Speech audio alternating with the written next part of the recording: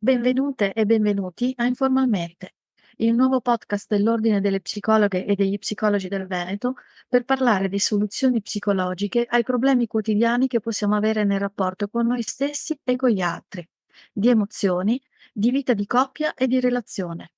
Ne parleremo ogni volta con professionisti esperti, con un linguaggio chiaro e in un clima informale. Siamo Fortunata Pizzoferro, E Luca Pezzullo. presidente e vicepresidente dell'Ordine delle Psicologhe e degli Psicologi del Veneto. In ogni episodio approfondiamo i momenti delicati delle nostre vite e di come la psicologia può aiutarci a superare piccole e grandi difficoltà, personali e familiari. Questo spazio è dedicato a te per imparare a navigare le sfide della quotidianità. Iniziamo questo percorso di scoperta e condivisione con la puntata di oggi.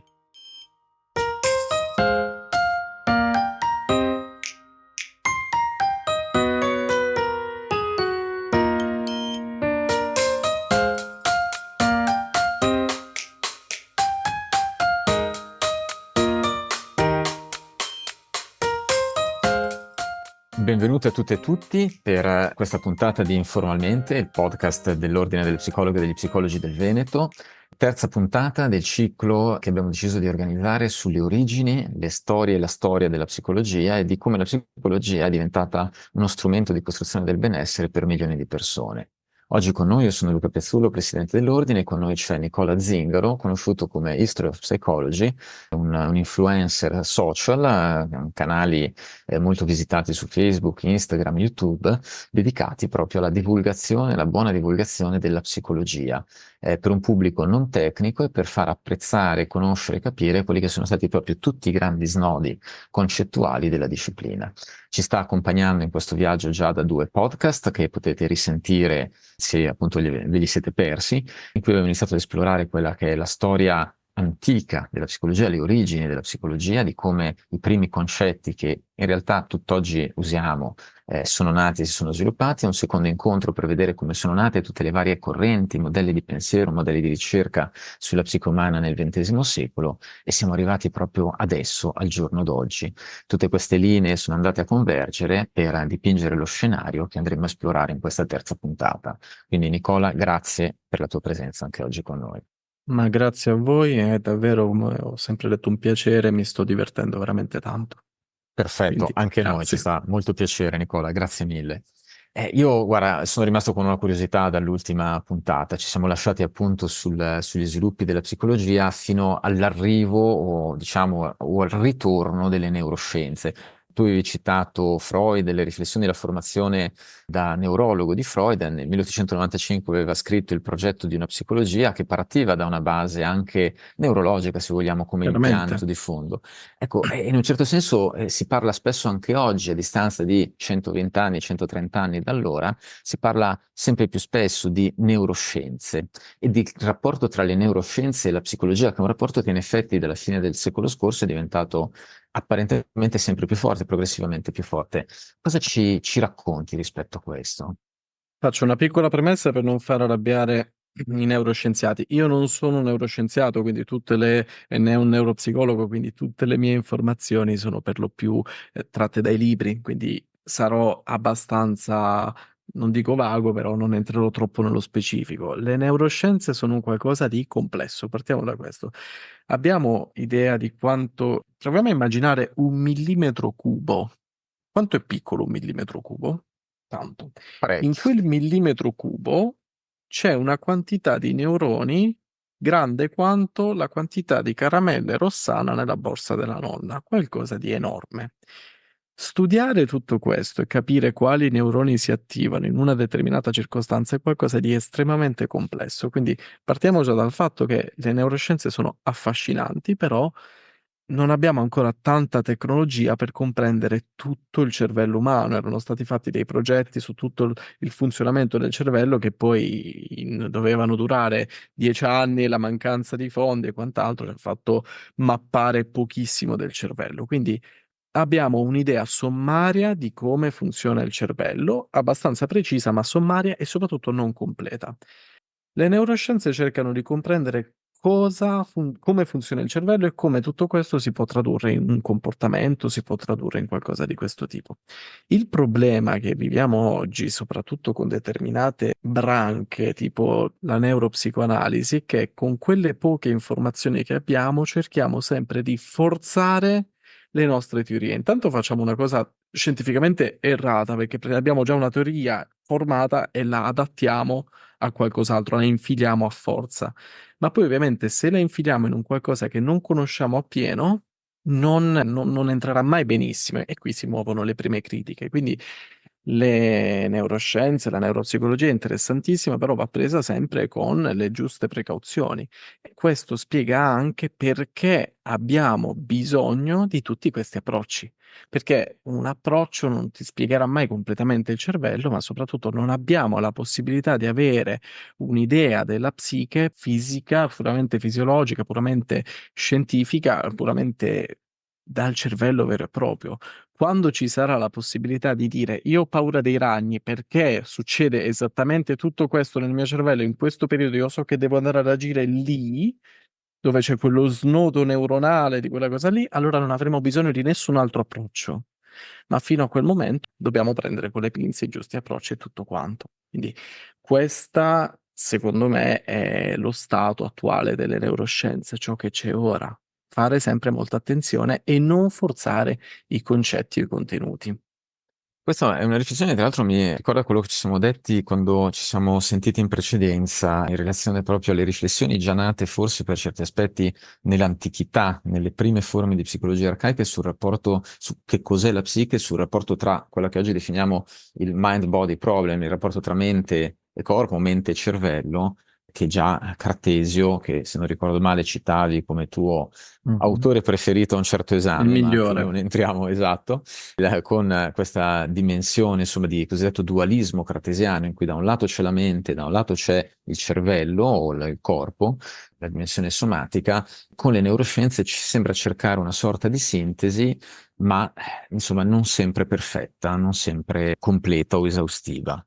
Sì, ma non per cattiveria, proprio perché non abbiamo adesso la possibilità scientifica per capire tutto. La differenza rispetto al passato è che adesso dovremmo essere abbastanza onesti a dire, ok, non so come funziona questa cosa, magari lo scoprirò in futuro, per il momento metto in pausa. Dovremmo avere questa onestà intellettuale più che altro. Certo, è interessante anche proprio questa dimensione per cui c'è questo ritorno dei temi nella storia della psicologia e che Sempre. rimangono a volte sempre appunto oggetto di riflessione, di... Vico lo diceva, corsi e ricorsi storici. In fondo noi siamo semplici. Noi abbiamo una volontà, abbiamo una coscienza, abbiamo delle paure.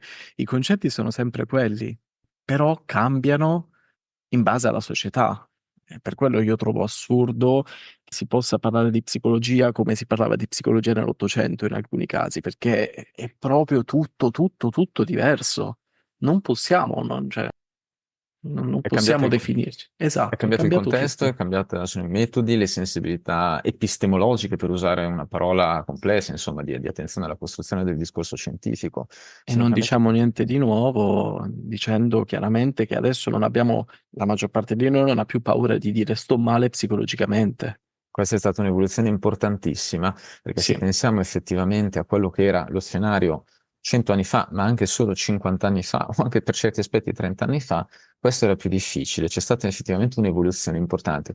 Forse mi ricordo che al secondo incontro, nel secondo podcast, tu facevi una bella riflessione su quello che era stato il post-seconda guerra mondiale, la nascita della psicologia umanistica, il focus sulle risorse e quindi una mhm, visione più positiva dell'essere umano che però poteva quindi anche più mettersi in discussione ed certo. enfatizzare il discorso psicologico non solo come deficit, patologia, ma anche risorse, potenzialità e una normalizzazione quindi delle complessità dell'esperienza umana.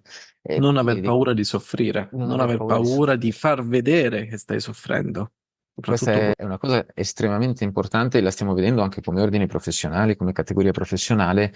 Anche in anni recenti c'è stato uno sviluppo, soprattutto tra i giovani, va detto, assolutamente. della sensibilità psicologica. Forse poi anche gli eventi recenti, pandemia e dintorni, hanno normalizzato la possibilità di dire che si è emotivamente affaticati, che non si sta vivendo un momento di benessere psicologico e di prendersi cura, di doversi potersi prendere cura di questa dimensione Dico solo un dato, a me piacciono anche a me molti dati, Belli. le donate moltissimo nel bonus psicologo, che è il recente bonus psicologo di cui si è parlato, quasi 500.000 di cittadini hanno chiesto allo Stato un aiuto per potersi prendere cura di sé, hanno inviato queste domande, che i fondi disponibili permettevano di coprire solo il 10%, quindi 40.000 persone hanno ricevuto questo aiuto, e però quasi 500.000 hanno manifestato questo grande bisogno sociale. Beh, quasi 2/3 di queste domande erano di giovani o giovanissimi, cioè focalizzate su quelle che oggi chiamiamo le generazioni Z o i Sì. millennials,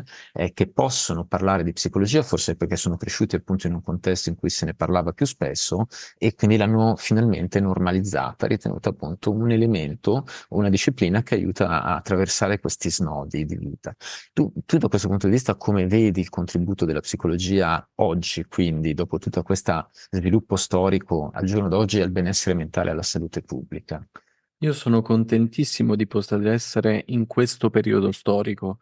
Uno, perché c'è tutta la storia da studiare che mi piace. Due, perché appunto adesso c'è questo sdoganamento di come possiamo stare bene, stare meglio e soprattutto come possiamo sviluppare le nostre risorse interne. Tuttavia, c'è l'altro lato della medaglia. Abbiamo uno sdoganamento enorme di psicologia di tutti i tipi, abbiamo la psicologia nella salute pubblica, abbiamo la psicologia nel mondo del lavoro e delle organizzazioni, abbiamo la psicologia dell'educazione e l'apprendimento, cose che già c'erano, però oggi se ne parla tanto, tanto, tanto di più ed è un bene. Però dall'altro lato abbiamo anche la difficoltà a insegnare la psicologia come scienza vera e propria, cioè non possiamo permetterci di fare psicologia un tanto al chilo, cosa che si vede tanto in giro. Quello che dicevo la volta scorsa, se si prende nella scorsa puntata, se si prende un pezzo per spiegare una teoria mancante, abbiamo una cosa che non funziona. E se utilizziamo tecniche apprese dalla psicologia, tecniche pseudopsicologiche per risolvere qualche problema, abbiamo un castello di carte. Quindi bisogna fare attenzione che la psicologia comunque sia sempre fatta da gente competente che comprende la delicata arte della psicologia e che non è semplicemente un sei triste, non essere triste, ma c'è dietro un sei triste perché stai ragionando in questo modo e io posso intervenire così per aiutarti. Quindi la competenza e la capacità di riconoscere a noi stessi che abbiamo tra le mani qualcosa di molto molto molto importante. Purtroppo è un periodo delicato per questo, perché appunto, ribadisco, la psicologia un tanto al chilo sta andando sempre più forte, purtroppo.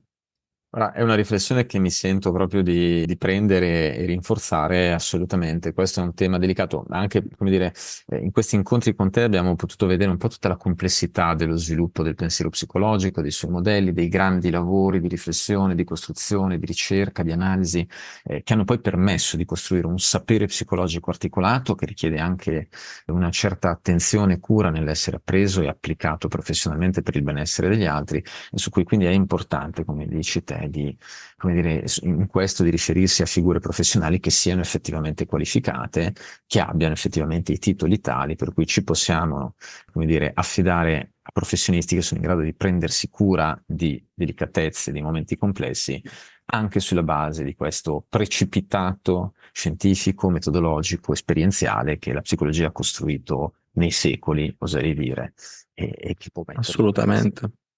Sì, assolutamente. Ricordiamoci che tutti abbiamo tanti problemi, ma fortunatamente c'è chi studia per capire come questi problemi risolverli, come questi problemi renderli meno impattanti sulla nostra vita. Assolutamente, e laddove ci fossero dei dubbi sui titoli di un professionista è sempre possibile andare sul sito dell'Ordine degli Psicologi nazionale o regionale e controllare nell'albo che la persona che si sta prendendo cura di noi sia effettivamente iscritta all'albo degli psicologi. Si mette il Esatto. cognome, si mettono i dati e si può verificare l'effettiva iscrizione. Questo è un dato importante che permette, insomma, quando si ha un dubbio, una perplessità, di sapere che ci si sta rivolgendo a professionisti effettivamente qualificati che hanno fatto un lungo percorso di studi per qualificarsi e ottenere appunto un'abilitazione a tal fine. Mhm. E sono gli unici che poi fanno percorsi di autoaggiornamento, quindi sono Assolutamente, che hanno sempre aggiornati. su tutto quanto.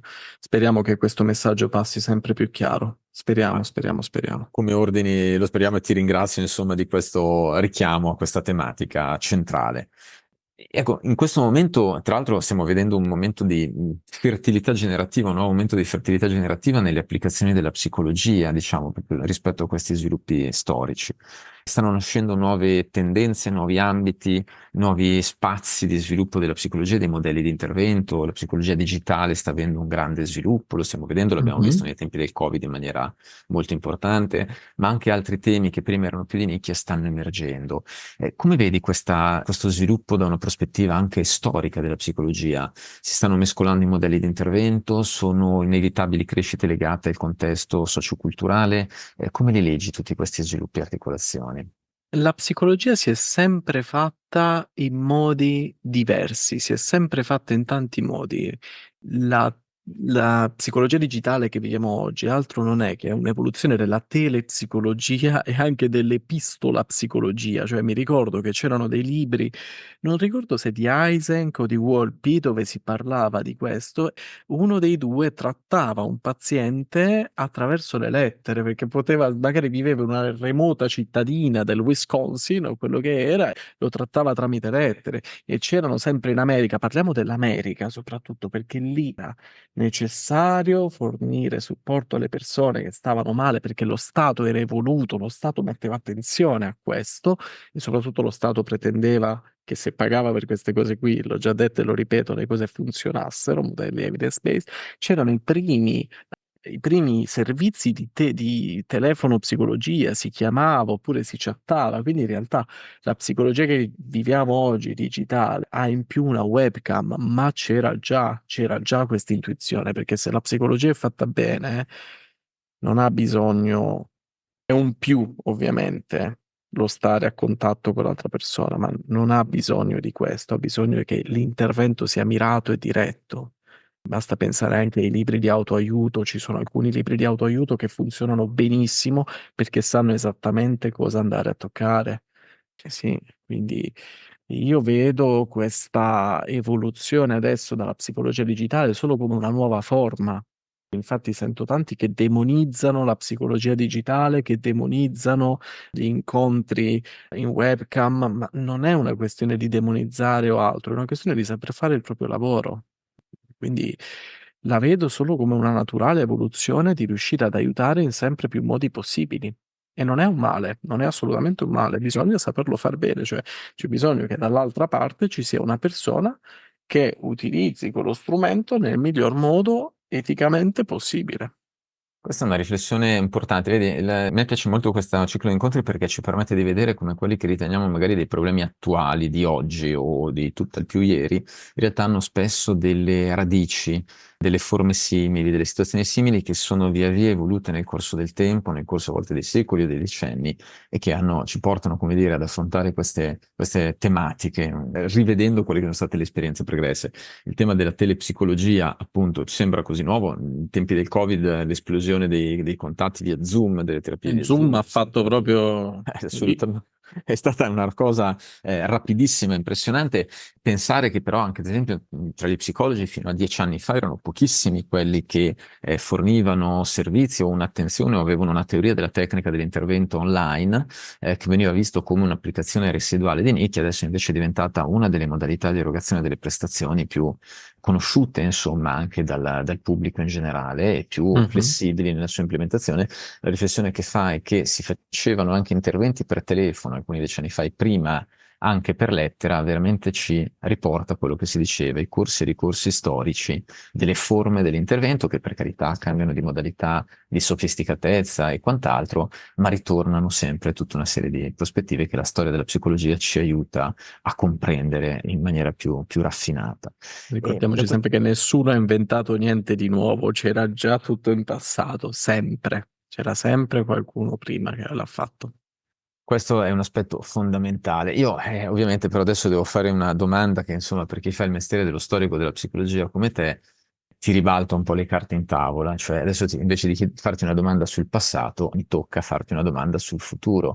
Questa Come mette vedi, ansia. lo so, immagino, come vedi lo sviluppo della psicologia e le applicazioni della psicologia nel benessere sociale nei prossimi 10, 20 o 30 anni? Come immagini che andranno questi trend di sviluppo storico della disciplina? È difficile, perché quanto psicologo cerco di vivere nel presente, però se dovessi immaginare qualcosa, immagino, cerco di immaginare in positivo, cerco di pensare che questo sdoganamento che c'è stato ora, che è importantissimo e fondamentale, permetta comunque di comprendere che la psicologia è una scienza al pari della tecnologia, al pari dell'avere la nuova TV OLED davanti, del nuovo cellulare, del nuovo iPhone o Samsung o quello che sia. Quindi comunque che dietro c'è gente che lavora, che studia e che si adatta ogni giorno. Quindi vedere questi professionisti in un'ottica sempre più di persone che si informano e si formano. Questa è la prima cosa che spero, mi auguro, ma credo che ci stiamo già muovendo in questo.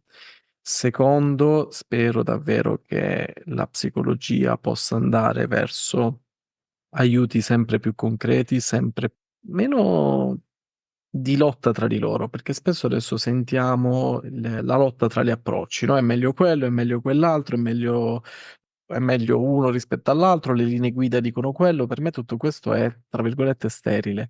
Ciò di cui abbiamo bisogno è comprendere che alla base di tutti quanti noi ci sono dei processi, ci sono dei flussi che sono uguali per tutti e che se possiamo mettere insieme tutte le nostre ricerche, tutti i nostri dati, allora possiamo creare, non dico una psicologia univoca, ma un qualcosa su cui tutti andare d'accordo nella stessa direzione. Quindi credo che ci stiamo muovendo verso questa direzione e me lo auguro sempre di più.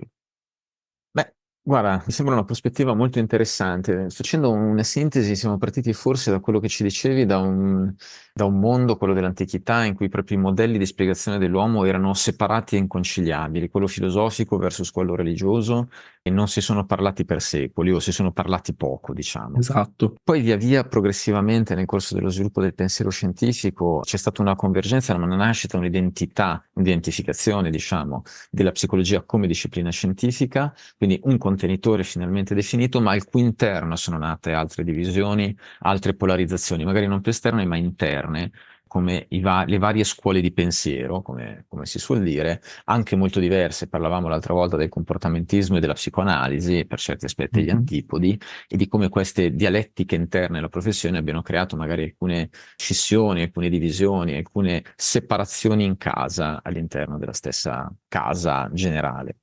E oggi ci stai effettivamente presentando una prospettiva che è quella di andare anche oltre queste separazioni interne, di Esatto. cercare laddove possibile di definire spazi di integrazione. E però ci hai fatto ripetutamente osservare in questi incontri un punto fondamentale. L'esempio delle piastrelle mi è piaciuto, da sostituire, mi è piaciuto molto, come integrare non significa e non può significare una sorta di eclettismo affastellatorio in cui butto No, tutto un per po' uno niente. sull'altro, più o meno random, sperando che appunto l'integrazione di uno compensi le carenze o le possibilità di miglioramento di un altro modello. Serve andare oltre questa logica e capire come integrare realmente i processi in maniera più unitaria, più strutturata. Esatto.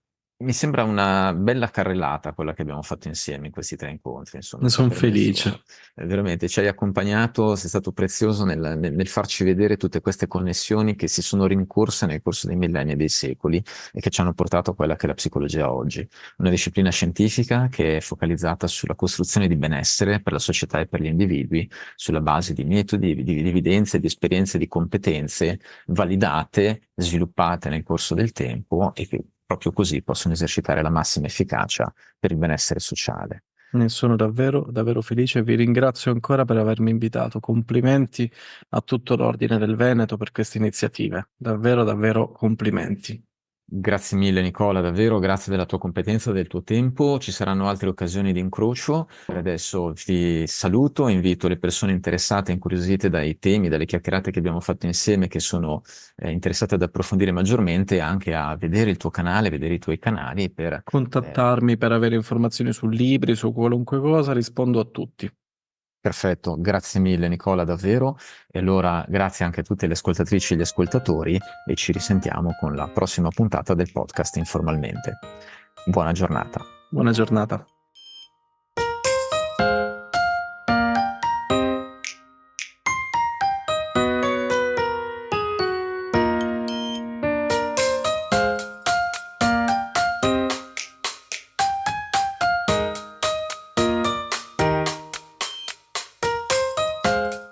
È tutto per oggi con Informalmente, il momento di pausa che ci dedichiamo per scoprire come la psicologia può aiutare a navigare le sfide della nostra quotidianità e dei momenti importanti delle nostre vite. Siamo Luca Pezzullo E Fortunata Pizzoferro. presidente e vicepresidente dell'Ordine delle Psicologhe e degli Psicologi del Veneto. Ti invitiamo ad ascoltare anche la prossima puntata, dove continueremo ad esplorare insieme il mondo della psicologia e dei suoi rapporti con la vita quotidiana. Ricorda, prenderti cura di te e delle tue emozioni è il primo passo verso il benessere. A presto!